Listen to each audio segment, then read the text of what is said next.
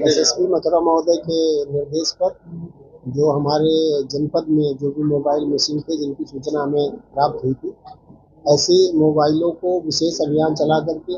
हमारे संविधान प्रभारी विकास और उनकी टीम के नेतृत्व में